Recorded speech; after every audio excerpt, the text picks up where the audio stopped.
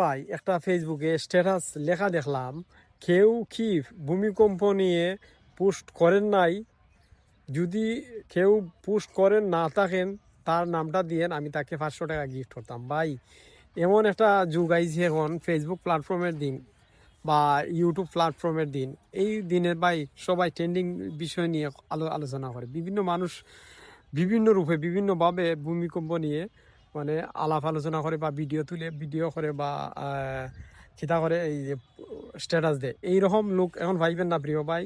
আপনি পাইবেন কোন জায়গায় পাইবেন যারা জানেন, আপনি জঙ্গলে যান, জঙ্গল গিয়া পাইবেন। যে জায়গাত নেট নাই, যে জায়গাত ইউটিউব নাই, যে জায়গায় ফেসবুক নাই, এই জায়গায় চলে যান।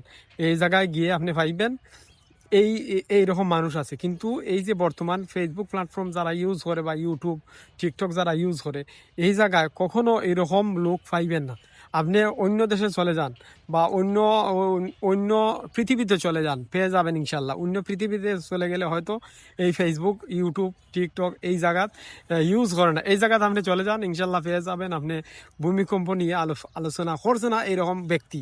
কারণ এখন হইলো ফেসবুকে সবচেয়ে বেশি জিনিস হইলো যে ট্রেন্ডিং বিষয় নিয়ে সবাই আলোচনা করে। সবাই সবাই আমি মনে হয় 20টা আলোচনা করছি এই ট্রেন্ডিং বিষয় নিয়ে। সবাই ভালো থাকবেন, ভালো রাখবেন। যদি ভালো লাগে আমার ভিডিওটা লাইক কমেন্ট শেয়ার করবেন। আর ও ব্যক্তিটা যদি আমার ভিডিওটা পায়, ভাই চলে যান আপনি অন্য ভিন্ন এক গ্রহে চলে যান, গিয়ে আপনি পেয়ে যাবেন এই ব্যক্তি।